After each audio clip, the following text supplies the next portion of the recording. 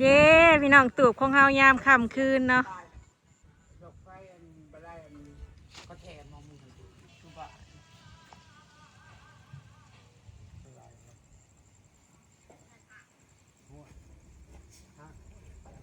รีวิวตูบหน่อยยามค่ำคืนเนาะสบายดีเด้อพี่น้องจ้ายินดีต้อนรับเข้าสู่ช่องสลอยเด้อพี่น้องเนาะตูบหน่อยของเฮายามกลางคืนเป็นจังไดพี่น้องมันก็สิมืดเพราะว่าทางข้างมันบ่ค่อยมีไฟเนาะ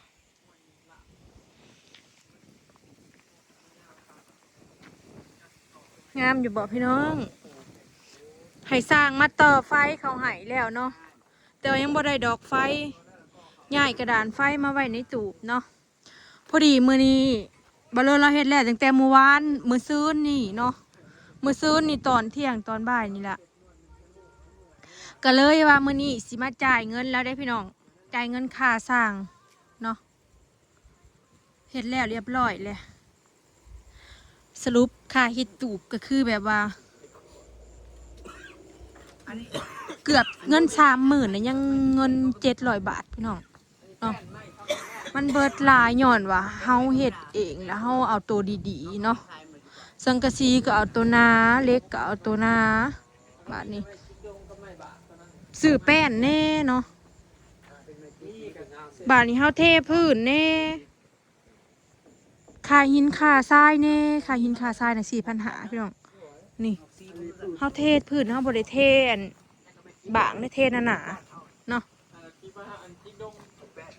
โอนชิงชานี่ก็สั่งมาแต่ลาซาด้าเนาะให้เขาเจ้าค่าหินเขาเจ้าก็เอาอันละ200อันละ100แล้วเนาะ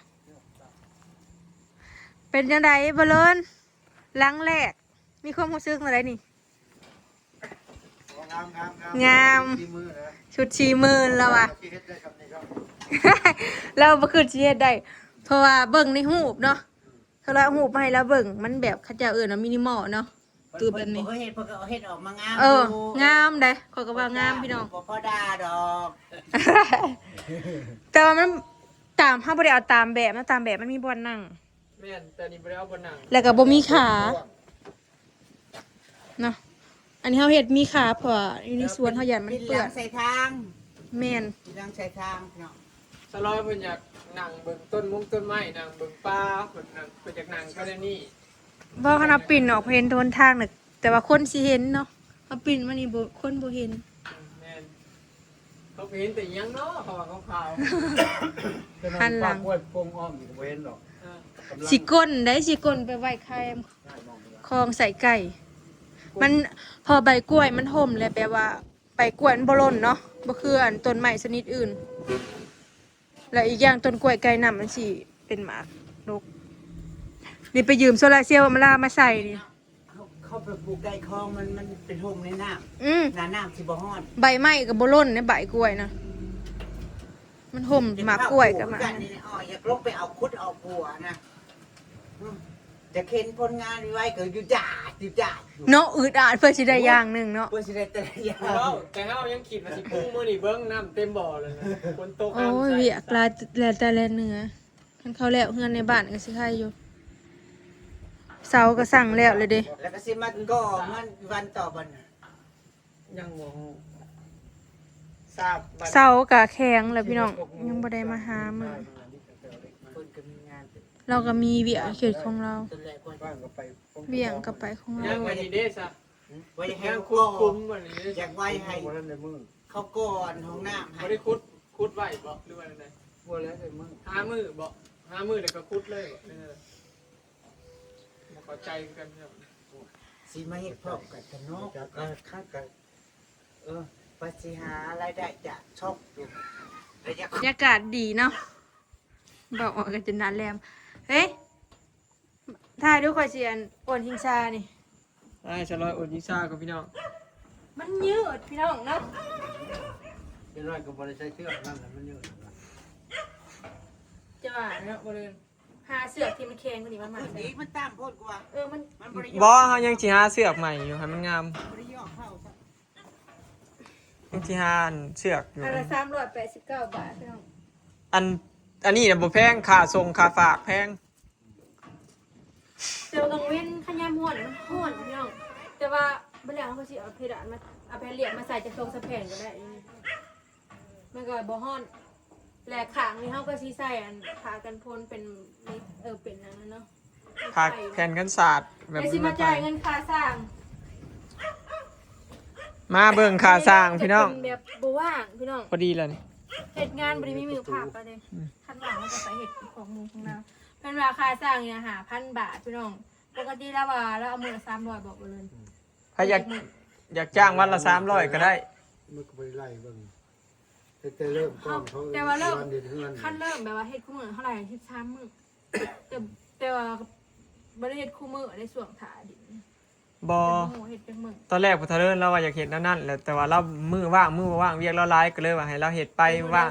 บ่ได้ให้เห็ดแต่มืออันนี้ ค่าสร้าง5,000แล้วว่าเนาะ อืม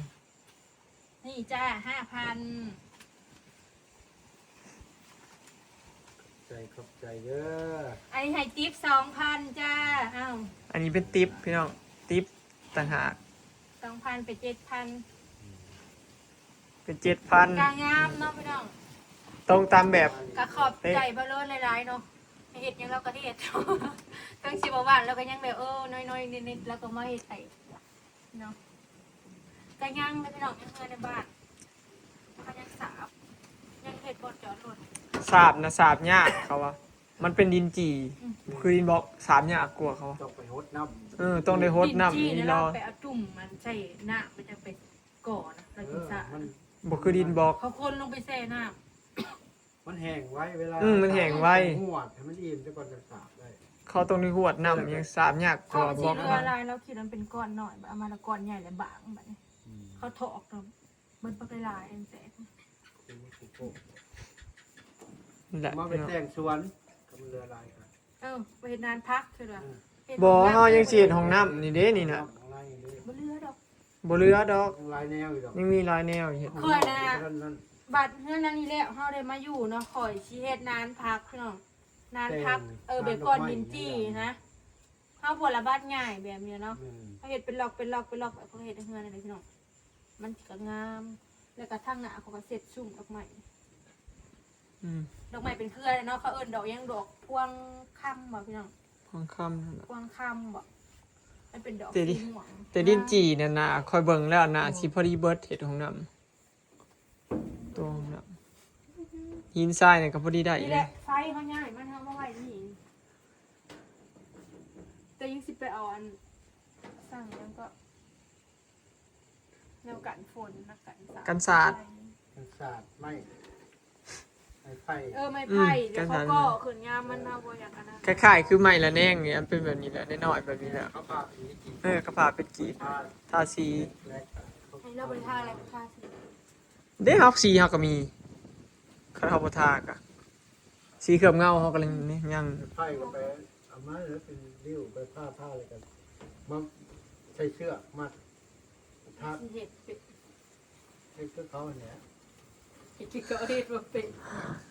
เขาขายเป็น3 เม็ดจะไปกระสาเสร็จ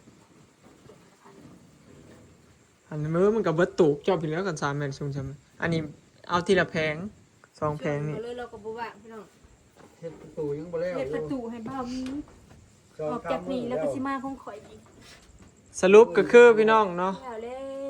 แล้ว แล้วตูบเนาะ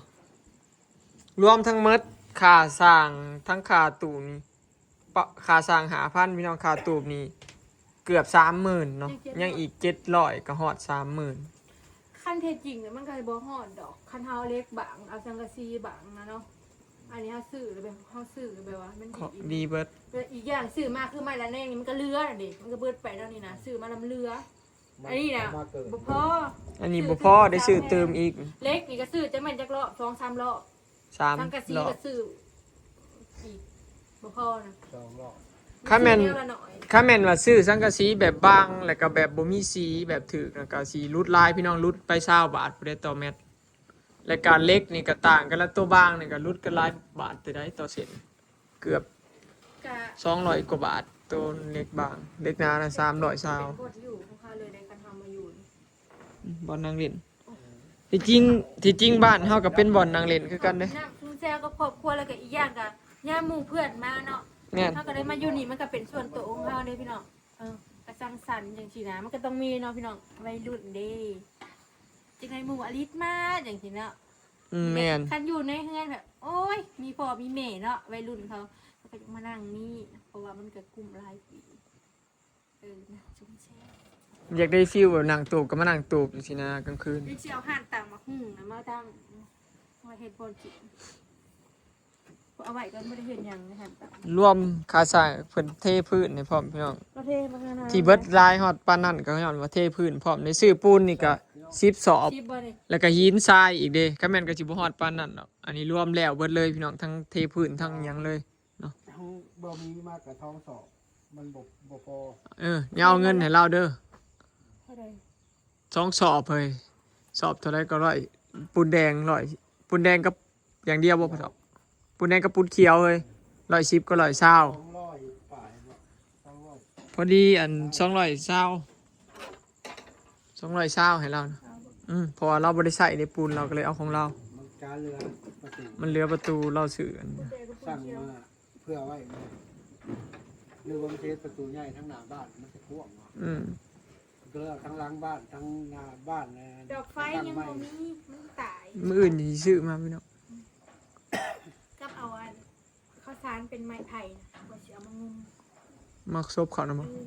เด้งค่ะ เห็ดเอาแล้วแหล้วเห็ดตุ่มบ่ สารเนาะ สารกันแล้ว เราบ่ว่าพี่น้องเป็นสารง านลายพี่น้องช่างกัน สั้นกาเอาของน้อยมา เป็นจังไดพี่น้องงามอยู่บ่ตูบหลังจากเฮ็ดแล้วบ่ให้ว่าพอเทะเลินเฮ็ดให้งามเนาะจักได้ตรงตามแบบเป๊ะ งามเลยเนาะแต่ข้อก็ว่า เอาเบิ่งข้างนี้ ได้พี่น้องเราบ่ได้เรียนจบสร้างหยังแต่ว่าเราเอาประสบการณ์จริงได้มาเฮ็ด นี่ไม้ละแนงก็บอนอิงนี่ก็พอเฒ่าเราเฮ็ดอันนี้ให้เนี่ยไม้แท้มันก็เลยแบบพอดีกับหลังเฮาเลย แข็งแรงไป เดินออกนอก เพราะว่าบ่ให้มันดันกับ เอา ตัว บ่ นี้ ได้เฮ็ดเพียง อันนี้มันบ่แข็ง แรงตัว บ่ได้เฮ็ดเพียงขอบแต่ว่าหนังเฮ็ดเหมือนของเรา เห็นบ่อันนี้เราก็ใส่แป้นแท้ให้แล้วก็เล็ก เล็กกับท้องแท้แข็งแรง งามพี่น้องเนาะตรงตามแบบเป๊ะเลยเราเฮ็ดให้เนาะ ทางกระพาได้กัน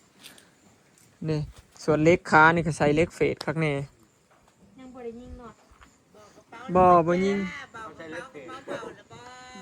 ต้องถามว่ามีกินเงินกินข้าวอยู่บ่ ข้าเจ้าเมตถามว่าอัมบาลาเป็นไงบ้างอัมบาลากระเป๋าเธอเบาไปเบา ให้เบาดอกอะไรไม่ได้ทำ คือเสาสีซองต้นแล้วแหละได้เลยโอเคเนาะพี่น้องเป็นไหนบรรยากาศยามแรงเนาะฮักกะชิมาถ่ายกลางคืนยืมรถไฟไปเต่ามาล่าเนาะฮักก็แล้วกว้างคักเนาะเย็นสบายพร้อมถือใจคอยลายพี่น้องเราเห็ดงามอะไรผู้ใดอยากเห็ดก็เห็ดพี่น้องทรงนี่นะแบบบ่มีซีนัวเด้อมีแต่ขาว ไม่ได้กระซ้ำปีเลิศ มีโอรสชาอีกสอง แต่ว่าขั้นเอาน้อยกูดีแล้วก็เขาเรียกบางกูดีราคามันกับโบได้แพงหรอก แม่นแล้วก็เอาสังกะสีที่มันบ่หนาแห้งแล้วก็บ่เอาสังกะสีที่แบบอันนั้นก็ได้พี่น้องถ้าเอาสังกะสีที่มันเป็นสีเทามันก็บวกค่าสีเขาอีกเด้20 บาทต่อเม็ดเพราะว่าสังกะสีมันก็มีหลายยี่ห้อนะพี่น้องบ้านเฮาแพงสุดคือยี่ห้อบูสโคปเนาะของ ANK หรือว่าใส่แบบจิงโจ้ก็ได้พี่น้องมันสิถึกลงมาอีกน้อยหนึงเนาะโอ้เนาะมื้อหน้าเพิ่นแหละพี่น้องจะชิมานั่งเล่นเนาะหาหลอดไฟหาหยังมาใส่ก่อนเนาะคลิปนี้ก็สิขอเก็บภาพบรรยากาศสำนี้เด้อเนาะพี่น้องไปแล้วสบายดี